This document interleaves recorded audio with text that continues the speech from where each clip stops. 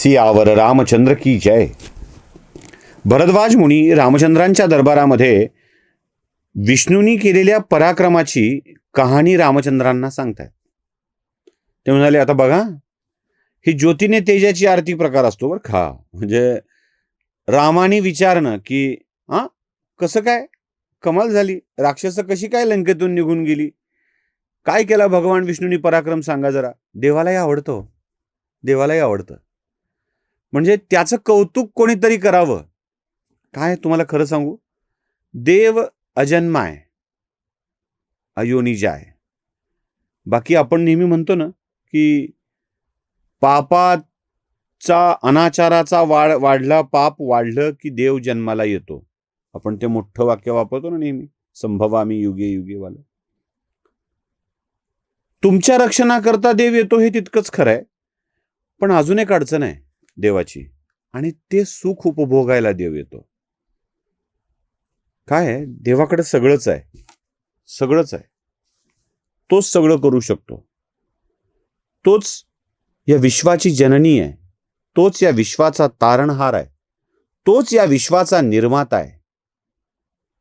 या निर्मात्याला, या जननीला कधी कधी आईचं सुख हवं असतं ना, कोणीतरी कौतुक करणारं हवं असतं ना, कोणी काळजी घेणारं हवं असतं ना. कदाचित म्हणून तर पुन्हा पुन्हा अवतार घेऊन देव येत असेल. यशोदा मैयाच्या हातून लोणी खाताना, काळजी करून घेताना, माझा काना कुठे आहे असं वाटताना त्यालाही किती बरं वाटत असेल ना. कौशल्याकडून लाड करून घेताना त्यालाही किती छान वाटलं असेल ना. आपण देवांच्या या गरजा लक्षात घेत नाही हो. अडचण ती आहे. देवाची गरज म्हणतोय मी, भावनिक गरज. खरं तर हा शब्द लागू होत नाही, मला याची पूर्ण कल्पना आहे.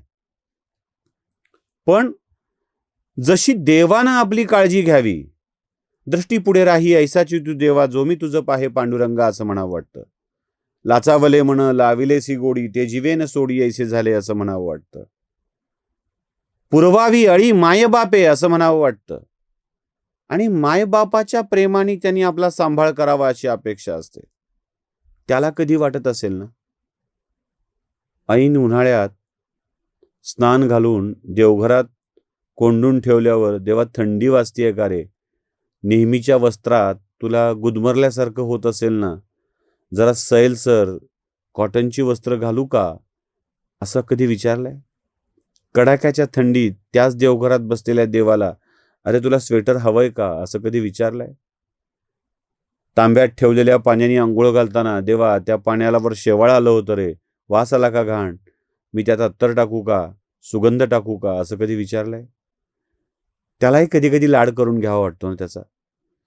त्यालाही कधी कधी छान केलंस असं म्हणून घ्यावं वाटतं ना आपल्या लोकांच्याकडून. म्हणून रामाने विचारलंय, हो असं आहे, काय पराक्रम होता विष्णूचा सांगा ना. पूजा करताना थोडं लक्षात ठेवा. मंत्र म्हणाल खरे, गंगेचे यमुनेचैव म्हणाल, पण गंगेचे यमुनेचैव म्हणताना ते गंगा आणि यमुनेचं पाणी, पंचगंगेचं पाणी देवा थंड तर वाटत नाही ना, असं म्हणायला लागावर का एकदा. एकदा देवाशी संध्यापात्रात घेतलेल्या देवांना धडा धडा धडा खाली काढायचं, भाडकन पाणी ओतून टाकायचं, भडा भडा भडा पाणी ओतायचं, एका मोठ्या कपड्यात घेऊन घसा घसा घसा घसा पुसायचं. तुम्हाला मात्र टर्किशचा टावेल आणि त्याचं मुखवस्त्र 6-6 महिने न धुतलेलं कसं चालेल, कुबट वास येईल ना अंगाचा. त्याच्याही थोडी काळजी घ्यावी, विचारावं त्याला, देवा बरं वाटतंय का रे म्हणून. रामचंद्रांनी भारद्वाज मुनींना विचारलं होतं की मुनिवर्य, काय केलं होतं असं विष्णूंनी की त्यामुळं सगळे राक्षस निघून गेले. भरद्वाज मुनींनी ही देवाची ही गोष्ट ओळखली होती. ते म्हणाले, असं आहे होय, तुम्हाला तुमचाच पराक्रम माझ्या तोंडून ऐकायचा. ते म्हणाले, रामचंद्रा, रघुवीरा, हे सगळे सुमाली, माल्यवान आणि माली हे माजलेले होते. त्यांनी आक्रमण केलं होतं, ते युद्ध सुरू झालं आणि त्या युद्धाच्या दरम्यान विष्णू आले. भगवान शिवानी नकार दिल्यानंतर विष्णू आले. घनघोर युद्धाला सुरुवात झाली आणि या युद्धामध्ये देवाच्या गरुडावर वार करणाऱ्या मालीचं मस्तक भगवान विष्णूंनी आपल्या सुदर्शन चक्रानं तोडून टाकलंय. कालची कथा इथपर्यंत आली होती.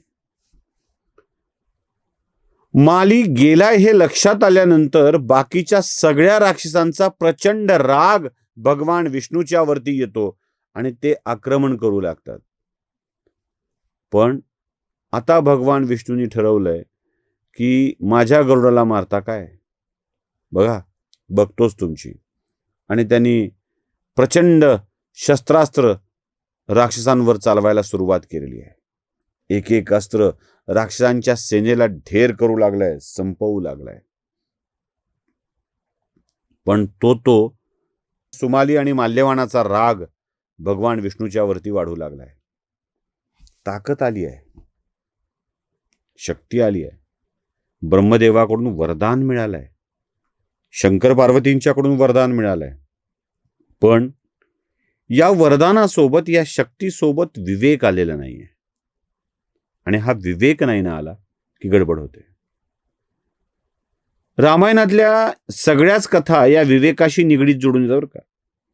विवेक काय असतो हे सांगायला हनुमानाच्या कथा पुरेशा आहेत. प्रत्येक वेळी बघा, जेव्हा जेव्हा आवश्यकता आहे तेव्हा तेव्हा लघुरूप धारण केलंय. जेव्हा जेव्हा आवश्यकता आहे तेव्हा तेव्हा विराट रूप धारण केलंय.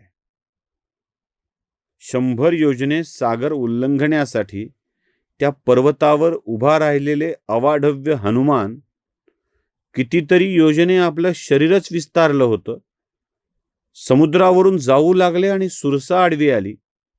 सुरसा आहे ना ती सुरसा आडवी आली आणि तिच्या इच्छेखातर तिच्या मुखात प्रवेश करण्यासाठी हनुमंतांनी लघुरूप धारण केलं. मुखात गेलंच पाहिजे हा वर खोटा ठरवलेला नाही आणि स्वतःचा बळी जाऊ दिला नाही.